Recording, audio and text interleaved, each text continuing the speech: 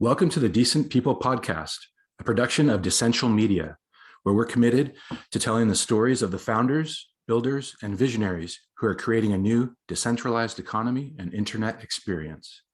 You guys know it as Web3 or blockchain, and we're going to bring you the smartest and most interesting people in the space for intimate conversations that reveal their background, how they got into crypto in the first place, and what they're doing today to make a decentralized future a reality. Thanks so much for joining us. Make sure to check out our site at decential.io. Now, to the show. Welcome back to another episode of the Decent People podcast by Decential Media. I'm your host, Stephen Ladden. This week, we have Jack Sheehan. He's the president of Archstone Entertainment, and he's rapidly growing into the Web3 crypto sphere. Jack, welcome to the podcast. Thank you, Stephen. Good to be here. Appreciate it. Sure thing. So Jack, we, full disclosure to anyone listening, we have a long-time friendship.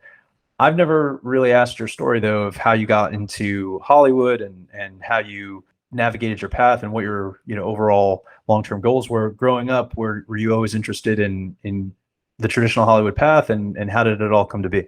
Yeah, always was passionate about entertainment and movies and TV. Grew up in a smaller suburban town in Connecticut, and one of my favorite things was always going to the movies or watching at home. My first job was at a video rental store, so I kind of, was that typical Clerks or Tarantino type figure where we were mostly selling VHS at the time when DVDs were coming in. So nobody would come to the store, and we had a bunch of old classics and stuff. So I would just blow the dust off the shelves, and that was like my first film class, watching a lot of the old classic films all the way up through the decades into present day. That was early 2000s.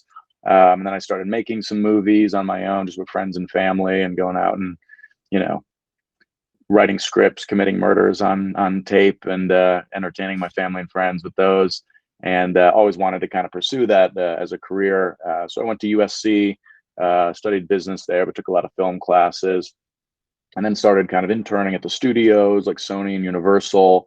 Got into the WME mailroom, started there as my first full-time job, and really loved kind of the excitement of that business. That was kind of on the tail end of the Entourage show, which I grew up in high school watching in friends' basements on Sunday nights, and was always pretty starstruck by like not only the entertainment and the fun of that, but the business around it and how much deal flow was happening, and the actors and directors and musicians you'd see walking through the halls. And working at WME was similar to that show, because it was the agency that it was based off of, with the real Ari and everything.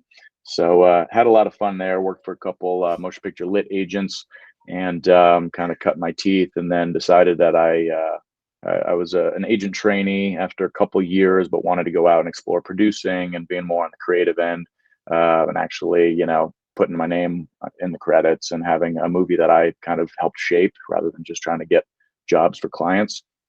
So I left there, worked for briefly for a company called QED for Bill Block, who is now running Miramax, and then spent 6 years at Lotus Entertainment, it's a film production and sales company, and kind of rose through the ranks there and learned a lot about foreign sales and financing and development. And we made movies with Tom Hanks and Arnold Schwarzenegger and Margot Robbie and Keanu Reeves and Halle Berry.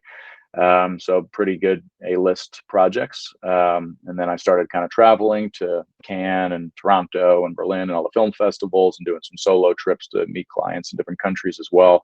And that kind of scratched my travel itch. I've always been kind of a wanderlust and love seeing the world and meeting people from different cultures. So doing the foreign sales side of film was super exciting. And after the 6 years there, was reached out to by Archstone Entertainment, joined them as president, been there for almost 3 years now, and we're producing movies. We just shot one a few months back with Luke Wilson, Dolph Lundgren. It's called The Best Man. It'll come out end of the year with Saban Films. And if you watch it and you don't blink, you might see me in the background. I'm in one of the early scenes, getting my head blown off, and in a later scene as well as a bad guy, even though I got a mask on. Yeah, so practicing my acting chops, and SAG hasn't called me back yet, but I'm sure I'll be on their record book soon. So having fun making movies, still doing a lot of financing through foreign sales. It's a challenging market now with the big streamers and public companies and studios kind of taking more of the theatrical space and spending more of the money on content. But we just went back to Cannes for the first time since COVID. That was awesome a couple months ago, and ramping up a lot more movie projects as well. Yeah. And it sounds like then that you always had a clear directive as to film and TV being in entertainment. That was the goal. How then, and it sounded like too that there was a gradual progression from making films, making projects, then you ventured into scratch the travel itch, as you said, and got into foreign sales. Was it just the next evolution then of your career to kind of start dipping a toe into Web3, crypto, and that arena, and the storytelling behind it? How did that come about? Yeah, I'm fascinated by the space. I've been investing and trading crypto for years, but the kind of evolution of that into NFTs and into more like media-based blockchain tech is super exciting, and I think it's fascinating where entertainment plays in that world. So when I was in Cannes, for instance, they had a couple days of like Web3 events with panels and speakers, and a lot of companies doing pretty revolutionary stuff in the space, trying to take the old model and either raise money through NFT drops to finance their films, doing DAOs where members can vote on the creative direction that a project takes and who's involved with it. Potentially like the Deadheads project, even having your own NFTs be characters in the show in next episodes, putting them in the casting room and things like that. That's pretty interesting. And then some of the bigger companies, obviously, building out their own marketplaces and doing branded NFT drops for, the James Bond franchise or the Batman and Superman, characters and things like that. So I think from like big company, public company on down to the small indies, there's space to play in this new playground. But that being said, and there's a lot of curiosity of it, there's also a lot of hesitance and not a clear path towards like, this is how you really monetize. We don't know which direction to go. I found that in my conversations as of late with companies from the entertainment space trying to get into Web3, that it is still the Wild West, and like crossing that bridge from Web2 to Web3 is not the easiest path. It's not always user friendly. A lot of the apps and the wallets that are used and the exchanges that crypto's traded on are very clunky and not user friendly. And there's a lot of lack of security in the space too. You see scams and phishing and thievery happening a lot. Not to mention the massive swings that the market takes, and obviously we're in a bit of a beginning of a bear market right now. So those are the challenges of it, but I think it's really exciting where companies are starting to look. Now, push this out, say year to 5 years from now.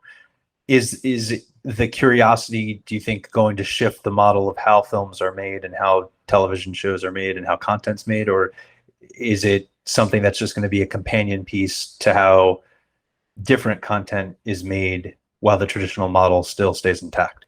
I think the traditional model will remain king for a long time. As much turbulence as we've seen in our 10 to 15 years of our careers in entertainment, which has been pretty drastic when you consider the streamers coming in and replacing a lot of the old TV business and kind of squeezing the indie film space in a large way. That probably being the biggest revolution that's happened. And then you have, kind of smaller, shakeups with the guilds battling the agencies for certain rights and trying to like slow down their role as a lot of them start to merge and build and go public. So a lot of those shifts are happening, but I think the bigger context of what Web3 means for not just entertainment companies, but all industries is how record keeping, contracts, ownership, rights management, all that stuff is laid on this kind of new platform of the internet. I think it is, to a large degree, the next version of the Web2 internet that we've been used to for 20 years now, where it's not going to affect how films are fundraised and developed as much. I think that still, at the end of the day, comes back to creative people sitting down, coming up with ideas and pitching, the powers that be that do have financing behind them to put those movies out. I do hope that, since I'm more on the indie space than the studio side, that there is a ripe future for independent filmmakers that can raise money through NFT drops and things like that. Right now, we haven't seen a lot doing it. There's some cool projects out there, like I mentioned, the Deadheads, or Barry Sonnenfeld just announced he's doing NFTs through Orange Comet. They're developing for his new Aliens versus Dinosaurs project to kind of create a world around, his next movie. There's Spike Lee is doing NFT drops of the original still images from She's Gotta Have It, which is a film that he owns the rights to, one of his originals, to launch out a short film festival. So there's a lot of really interesting test cases and projects out there, but to like revolutionize the entire way that movies and TV are financed and created, I think it'll be more of a sideline piece. I think the bigger implication is how, the contracting and kind of the legal side is laid out with smart contracts on the blockchain, and being able to track, Hollywood reporting a little bit more transparently and make sure that people get paid for their work, instead of having just, Excel documents and old paper handwritten signed contracts that get lost and trying to chain a title and things like that. Those are the messy areas of Hollywood that I think could be really cleaned up with blockchain. It would seem to me that knowing the traditional model on the creative side too, that creatives would probably be as amazing as DAOs seem to be. There'd be a little hesitancy if I'm a creator to entrust a bunch of people that I don't know what their creative sensibilities are, or if we're aligned, to have a stake in my project and then have some sort of creative control, or, Totally. you would think there should, like, how do you see that piece working out?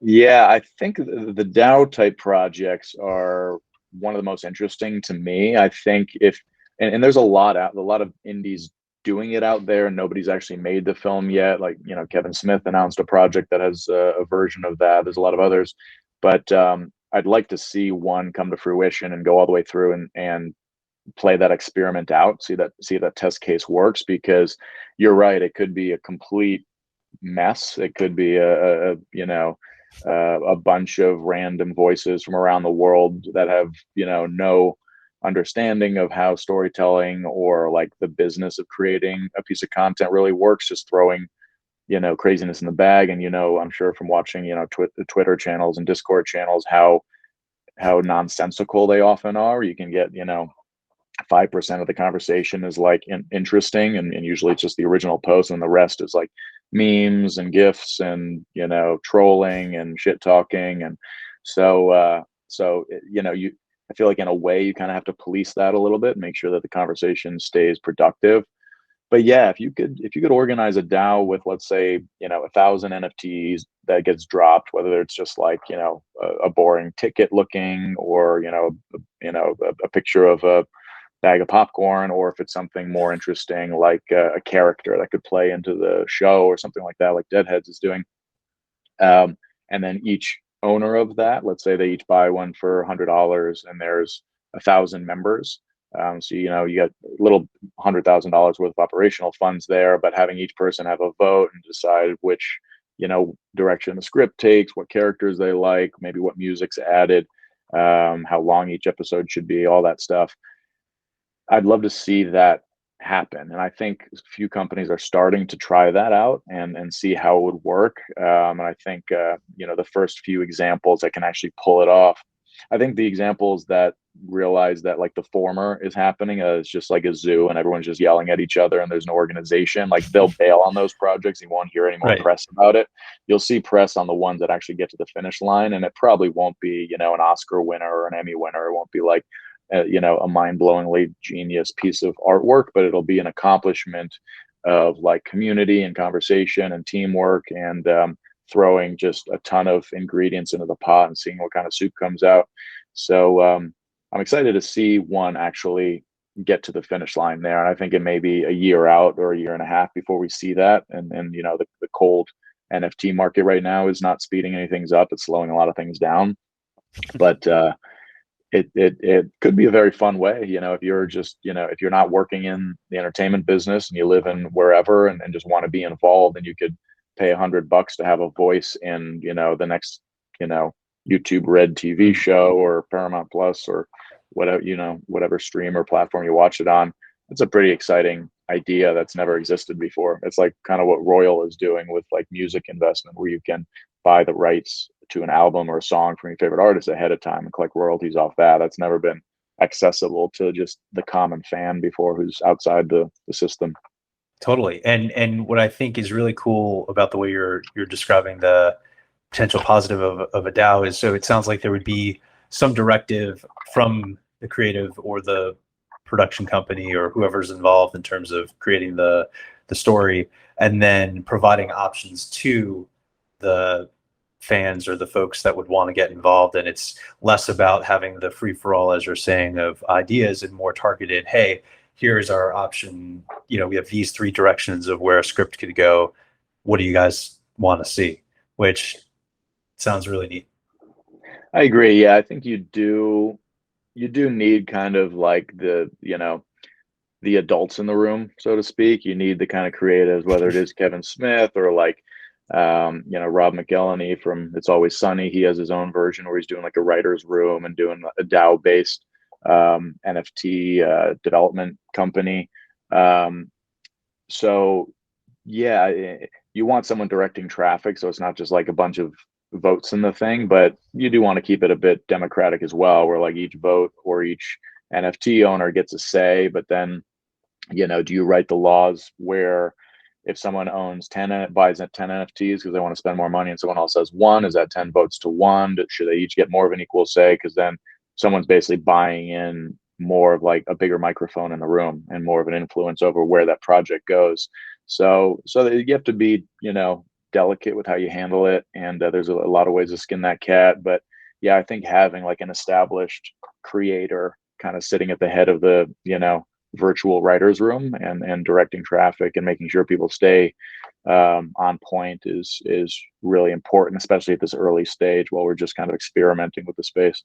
And do you think on the financing side of, say, DAOs, that we're going to see an emergence of, say, groups of folks coming together, forming DAOs to support particular visions or particular genres of projects that they want to back, and then having, say, hey guys, we have these 5 options that we want to potentially fund, and it's everybody kind of pulling their resources together to support either genres or artists or voices that might not have been able to find their way in the traditional system? Or, to your point, is that going to be more of a companion to the independent space as it is?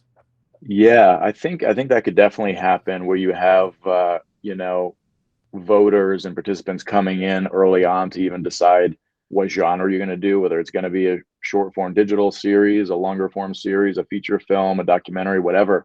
To come in early stage and do that, I think is really a cool idea. The other examples, like the Rob McElhenney, who I believe they're focusing on more of a comedy show format, or the Spike Lee, who's choosing to put a lot of those funds into a short form or a short film festival for kind of up and coming voices. Those have that kind of like business plan already, that like creative direction of like, here's what we want to make out of this. Here's the, this is the final, loaf of bread that we want this recipe to get to, and what, ingredients are in that, and what shape it takes, and what it tastes like will kind of determine those steps along the way. But yeah, to come in early and have more of like a blank slate choice of like which genre do we even want to focus on first, before we even dive into characters or story or any of that, I think is super interesting. And I'd like to see that happen too. But we may need to see some of those more like targeted, directed projects work first before we can start kind of taking steps even further backwards in the development process, and just like, literally throwing spaghetti on the wall and seeing what sticks. Yeah.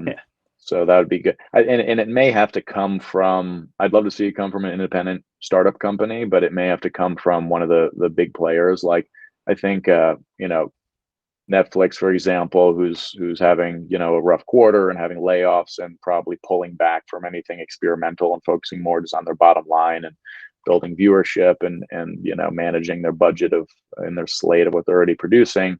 But that all being said, I think they're usually pretty experimental compared to the other kind of old guard 20th century companies.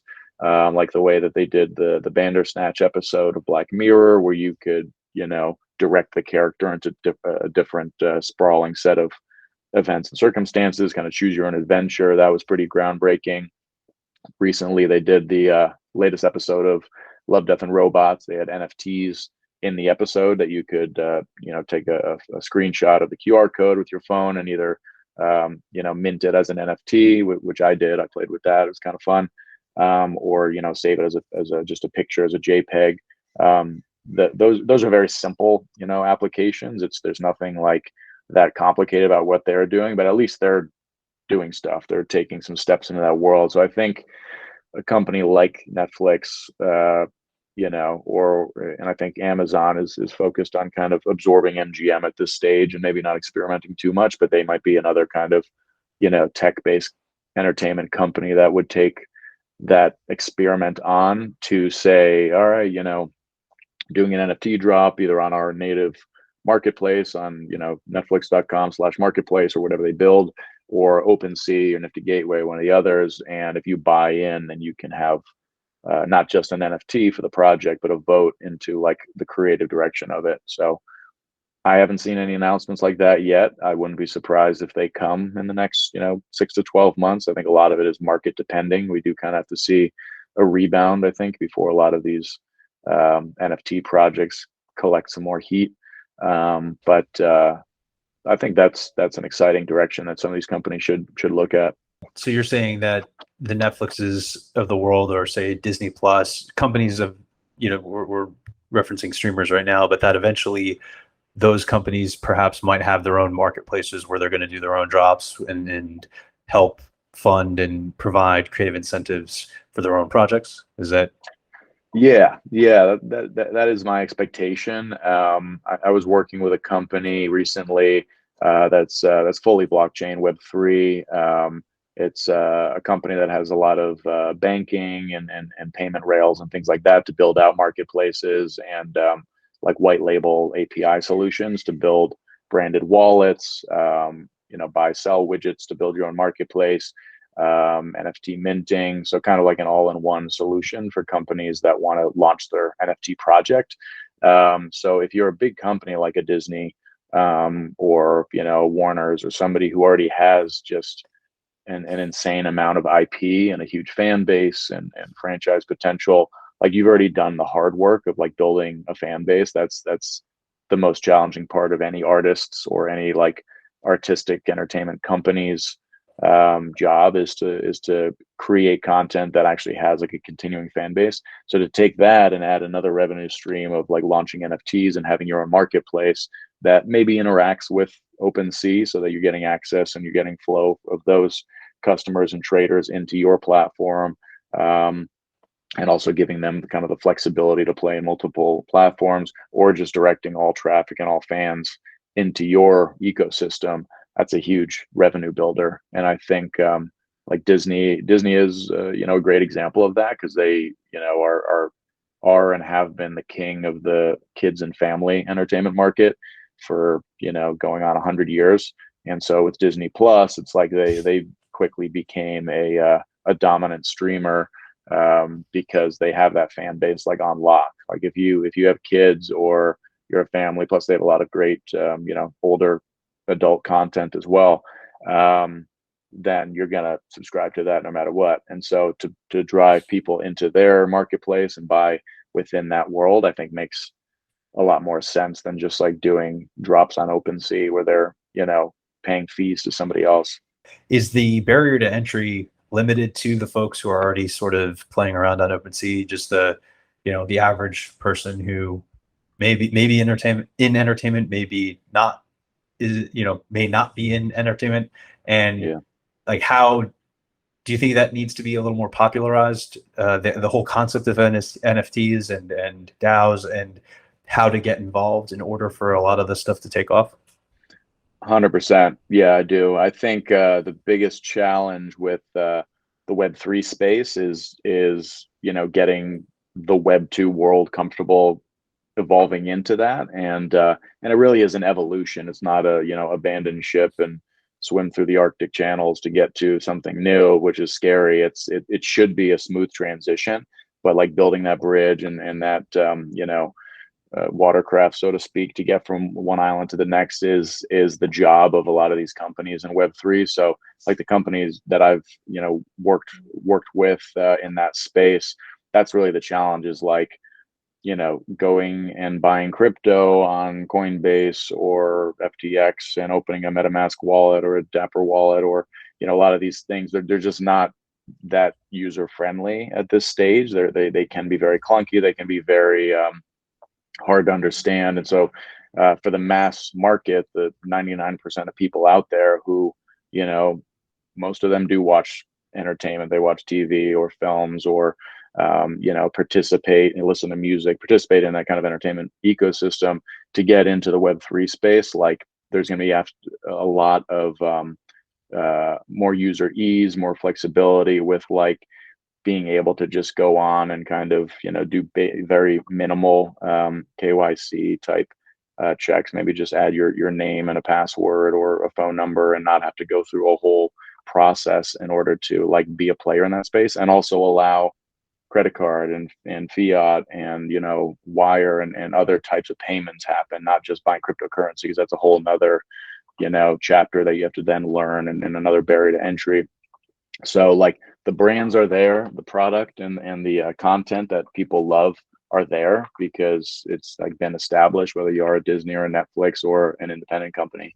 But accessing your fans and building out an additional piece of business and revenue stream for yourself, while letting your fan base like have a lot more fun owning digital characters of their favorite movie, or even potentially movie clips or pieces of songs and things like that. Like it does have to be a lot more user friendly and also safer too, because like I said, you see so much scamming and thievery happening. I've been a victim of that. I've had crypto stolen because of going on Discord and getting phished and scammed and things like that.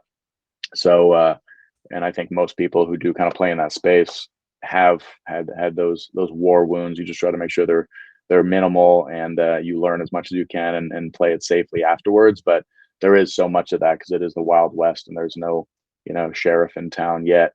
That which is part of like the philosophy of being decentralized and being wild and free in that world. So you kind of have to balance that, but there has to be more safety as well as user ease to bring on the mass market into the world. In terms of Archstone Entertainment and its potential foray into the Web3 crypto space, what can we expect from you guys in the coming months, years, etc.? We're still exploring it. We don't have a big announcement yet. We have one project that's kind of incubating that one of my partners brought on. It's called the Gay Alien Society, and it's this artist who created a bunch of kind of like colorful, flamboyant gay alien cartoons, and they've actually been selling pretty well. They did a drop on OpenSea a few weeks back, and are selling for some of them an ETH or more, so $1,000 and more. A lot of them kind of upper hundreds, which isn't a ton, but you add all, you do a 10,000 unit drop, and then that really adds up to something, and that's kind of on the higher end of a lot of these NFT projects that you see on OpenSea. And that would be tied in with a series or a film, and us developing that as a feature. So we haven't gotten to that stage yet. It's still very early, very development, but they did an announcement in Forbes magazine about our attachment to it. So it's public and it's out there, but we're still trying to figure out exactly what creative direction to take it. So that's a fun one. I've been personally dabbling a bit into kind of NFTs. I bought a Bored Ape. I bought another friend's project that was developing kind of cartoon characters that also are video game characters that you can like build up and have them battle and fight each other. And and that's kind of, so there's like a gamification element of that. And so I'm, largely in exploration phase 2, and part of like, doing the Bored Ape thing was not purely as an investment, which I hope it will be and it won't just crash to zero, but learning from, a premier NFT business plan, because Yuga Labs, who owns it, is, I think, bar none, the best in the game at putting on, smart live events and doing additional drops with, the serums and the mutant apes and the Kennel Club, and building out kind of a roadmap into the metaverse and creating their own game, and just building a brand that actually is pretty premier as far as like PFP projects go. And ultimately it's a bet on the future of NFTs. If NFTs are a bubble and disappear, then you have a picture. And if it is really kind of an underlaying element of the future of the internet that all companies and organizations play within, then it's like owning, a Picasso. What a cool visual. And I think that is a very concise way of describing what a lot of people would agree with, is sort of the duality of the future and the outlook there. And as you mentioned earlier, sort of the hesitation for a lot of people to become involved and take the leap and buy in. So really cool stuff. Yeah, and Well, I'd like to do more on the Archstone side in terms of NFT drops and launching new projects, and then being a little bit more bullish on the space. I think it may depend on just the market turning around, and because there was just more projects were being launched last year than there are right now, because of where kind of the whole economy of scale is. So at the end of the day, we're producers and sales agents, so we come from and are working in the traditional model of financing and developing stories and entertaining our fans with those, but exploring kind of new spaces to both raise money and be creative and build out the characters through NFTs and Web3 for our fans is definitely something we're passionate about. We're exploring, and we'll hopefully be making a few more announcements on soon. Well, Jack, this has been a great conversation. Another episode of the Decent People podcast by Decential Media. Jack Sheehan, Archstone Entertainment. Thank you so much. Thanks, Stephen. Had a lot of fun. It was great.